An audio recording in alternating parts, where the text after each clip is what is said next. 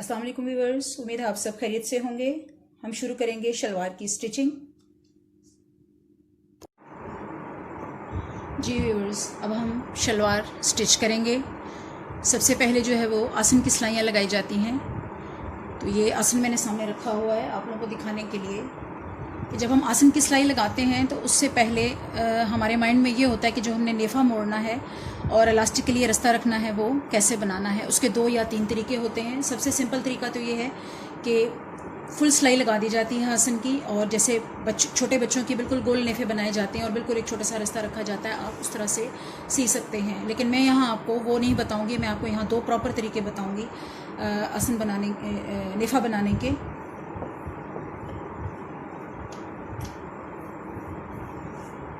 एक साइड जो हम बनाएंगे उसके लिए मैं क्या करूँगी कि यहाँ से तकरीबन मैं 2 इंच ऊपर से छोड़ दूँगी सिलाई, और बिल्कुल इजी वाला मैं आपको पहले बताऊँगी। यहाँ से हमने तकरीबन 2 इंच जो है वो छोड़ देना है। 2 इंच नीचे हमने सिलाई लेनी है। 2 इंच मैंने मेजर कर लिया है, इसके नीचे मैं सिलाई लगाऊँगी।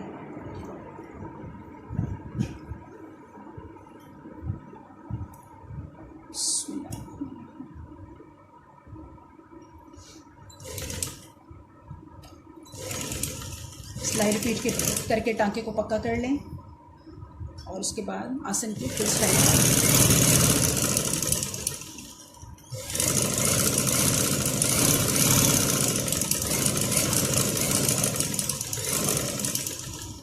आसन की सिलाई जहाँ एंड होती है वहाँ भी टांके को आपने पक्का कर लेना है। सिलाई को किसी चीज़ से उतार लीजिए।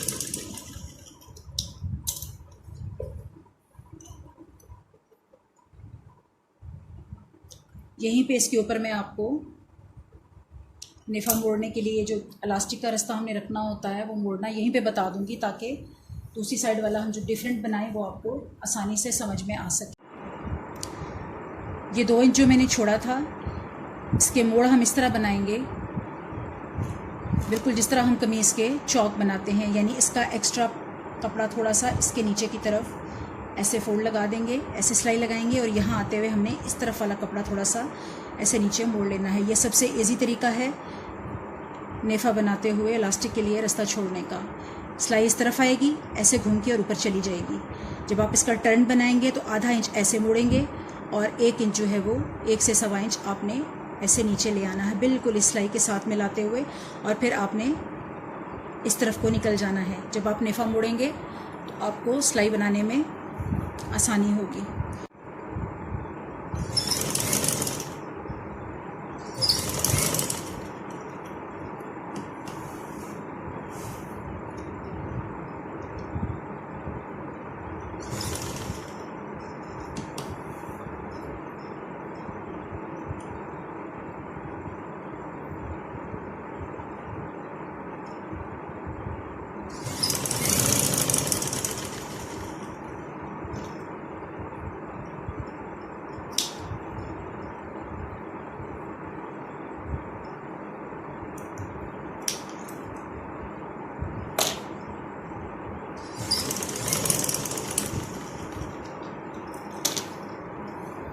जी व्यूअर्स, ये देखें,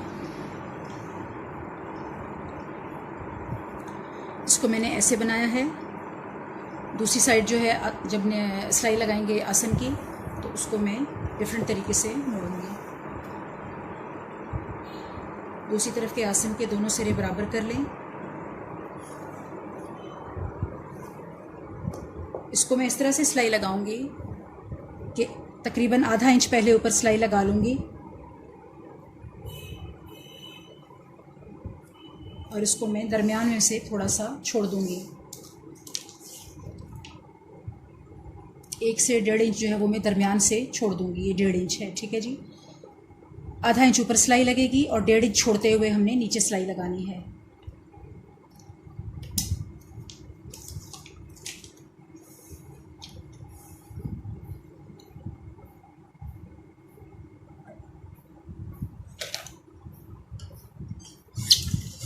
जो थोड़ी सी सिलाई लगेगी इसको आपने पक्का कर लेना है, और मशीन को थोड़ा सा उठा के थोड़ा सा इसको पीछे ले जाएं धागा लूज करते हुए, और 1 इंच या 1.5 इंच जो हमने रास्ता छोड़ा है। अब आसन की सिलाई को कंप्लीट कर लें।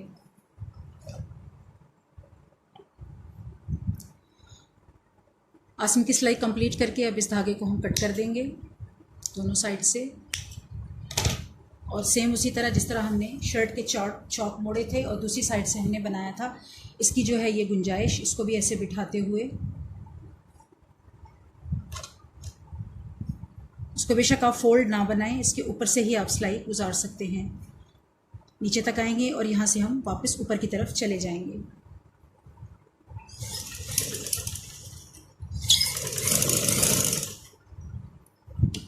कट से थोड़ा सा आगे आ जाइए, आधा इंच, ये इसका कट है, ये इसका कट है, और इससे आधा इंच में आगे ले गई हूँ सिलाई को।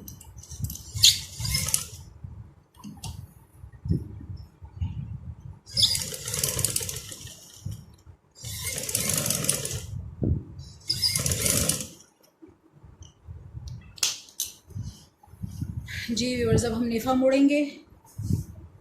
उससे पहले आपको दिखा दूं कि ये कैसे रेडी हुआ है। ये ऐसे रेडी हुआ है, ठीक है जी। ये ऊपर से भी स्टिच है और नीचे से भी स्टिच है, ये मिडिल में रास्ता बना हुआ है। अब जब हम इसका मोड़ लगाएंगे आधे इंच का ऐसे और नीचे की तरफ ऐसे, तो नेफे में इस तरह से ये आपको रास्ता मिल जाएगा इलास्टिक डालने के लिए। दोनों तरीके प्रॉपर हैं, जो आपको पसंद हो आप दोनों तरीक़ों से इसको बना सकते हैं। अब हम नेफे के लिए जो है वो मोड़ लगाएंगे। तो बिगिनर्स को मैं ये बता दूं कि आप इसको पूरे नेफे को इस तरीके से भी मोड़ सकते हैं, और चाहें तो जैसे ये मैंने फोल्ड रखा हुआ है इसका, ऐसे नाप लगाते हुए 1.5 इंच का टर्न लगाते हुए आपने ऐसे चौक का निशान नीचे वाले कपड़े पर लगा लेना है। चौक का निशान लगाने से आपको ये आसानी होगी कि सिलाई लगाते हुए आपकी सिलाइयाँ फर्स्ट टाइम टेढ़ी मेढ़ी नहीं होंगी। ऐसे कपड़े को बिठाते जाएं और हल्का हल्का ऐसे चौक का निशान लगा लें। जब आप सिलाई लगाएंगे तो इस निशान के बिल्कुल साथ साथ आप इसको स्टिच करते चले जाएंगे। अब मैं नेफा मोड़ लूँगी।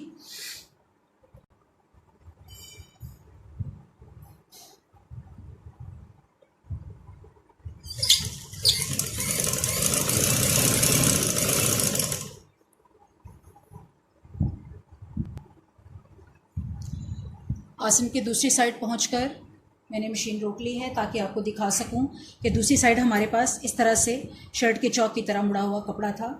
इसको हमने आधा इंच ऐसे फोल्ड नीचे लगाते हुए सिलाई थोड़ी क्लोज कर लेनी है मज़ीद, और अब ये दूसरी साइड का फोल्ड बिल्कुल उसके बराबर बना लेना है।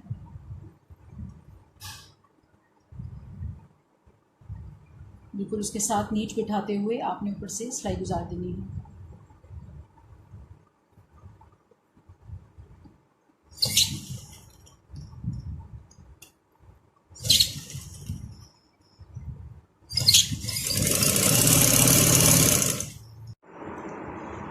नेफा मुकम्मल करने के बाद हम पांचा बनाएंगे। शलवार की उल्टी साइड हमने पांचे के लिए आधा इंच मार्जिन छोड़ते हुए बुकरम जो है वो इसके साथ ही चिपका लेनी है। आप लोग चिपका लीजिएगा, मैं ऐसे ही लगाती हूँ बगैर चिपकाए, ये मैं आपको दिखाती हूँ, ठीक है जी। ऐसे आपने चिपका लेनी है, और मैं इसके लिए बुकरम का ये वाला पांचा पट्टी का रोल यूज़ करती हूँ। आप चाहें तो बुकरम से काट लें स्ट्रेट, इसको फुट्टे से 2 लाइनें लगा के 1 इंची चौड़ा या 1.25 इंची चौड़ा, जैसा आप पसंद करते हैं, या फिर सेम ये रोल आप यूज़ कर सकते हैं। मैं इसको ऐसे ही बनाती हूँ, तो ऐसे रखते हुए मैं आधा इंच ये कपड़ा जो है नीचे वाला, इसको ऐसे फोल्ड लगा के एक सिलाई लगाऊंगी।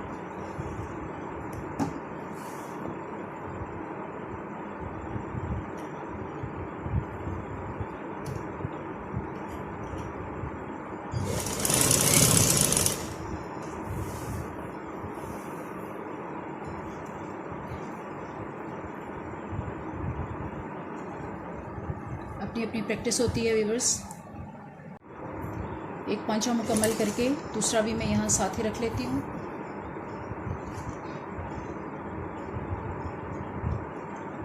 नई सीखने वाली तमाम बच्चियाँ कोशिश करें कि इसको इस तरीके से ही लगा के सही से मेंटेन करें। इस तरह से इसलिए नहीं लगाती कि मैं लगाऊं तो मुझसे चुनट आ जाती है। मैं ऐसे ही कपड़ा बिल्कुल ठीक मैनेज कर लेती हूँ। सो मेरी ऐसे प्रैक्टिस बन गई है, आदत बन गई है।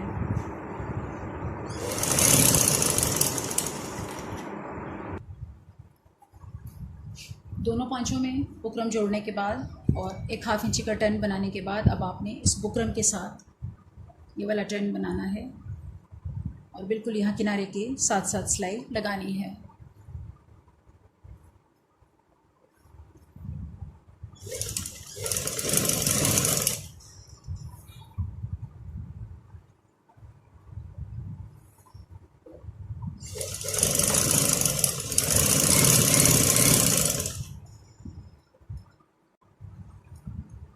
दूसरे पांचे की भी पहली सिलाई मुकम्मल करते हुए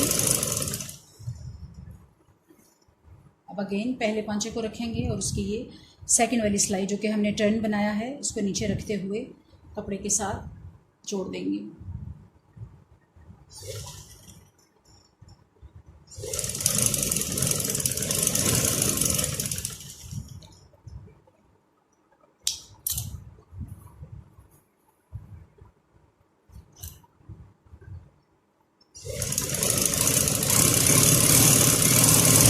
दोनों पांचे सेम तरीके से बनाएंगे। दोनों पांचे कंप्लीट करते हुए शलवार को मैंने अगेन टेबल पे बिल्कुल स्ट्रेट बिछा लिया है। अब इसकी ये मिडिल की सिलाई जो है ये बाकी है। पहले हम पांचा जो है अपना मेजर कर लेंगे कि कितना है पांचा। पांचा हमने रखना था 8.5 रेडी, बिल्कुल नीचे ये देखिए 8.5 रेडी जो है उसका निशान आपने लगा लेना है चौक से, ठीक है। एक पांचे को भी लगा लीजिए। इसी तरह आप दूसरे पांचे को भी 8.5 पर मार्क कर लें। ये दो मार्क करने के बाद तीसरा मार्क जो हम लगाएंगे वो होगा आसन के ऊपर आधा इंच। जितना सिलाई के अंदर जाना चाहिए उतना मार्जिन हम छोड़ देंगे, ठीक है जी। और इसके बाद बड़े स्केल से या इंची टेप से आपने ये जो आधा इंच है इसको लाके पांचे वाला जो निशान है उसके बिल्कुल साथ आपने स्ट्रेट लाइन लगानी है ताकि आपकी सिलाई बिल्कुल सीधी आ सके।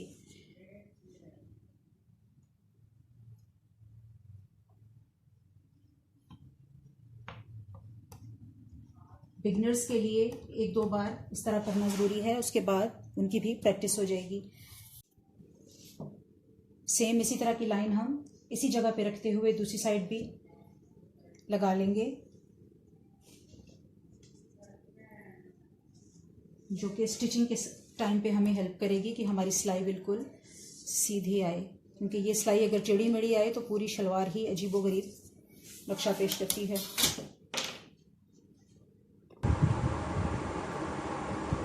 पांचे से लेके दूसरे पांचे तक हमने जो निशान लगाए थे अब हम उसको स्टिच करेंगे।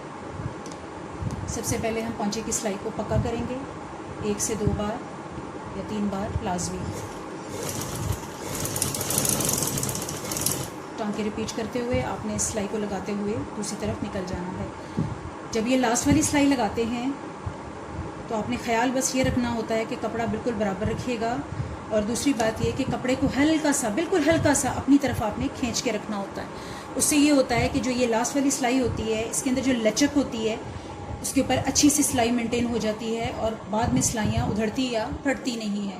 सबसे अहम और इम्पॉर्टेंट सिलाई होती है ये शलवार की, जो कि आपने बिल्कुल आराम से लगानी है और हल्का सा कपड़े को अपनी तरफ खींच के रखना है, बिल्कुल हल्का सा। इतना नहीं खींचिएगा कि टांका तोड़ने लग जाए मशीन।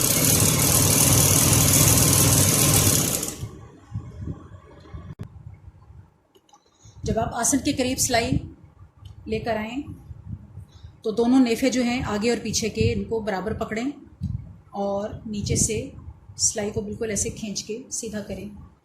अगर कोई थोड़ा बहुत भी आधी इंची या उससे भी कम का फ़र्क आ रहा है तो वो हम यहाँ सिलाई लगाते हुए मेंटेन कर लेंगे, उस फ़र्क को हम निकाल देंगे। थोड़ा सा नीचे वाला हिस्सा ज़्यादा है। सिलाई आपने बिल्कुल नोक की सूरत में लगानी है, यहाँ गोलाई सी नहीं देनी है। टर्न करके दूसरी साइड आ जाइए।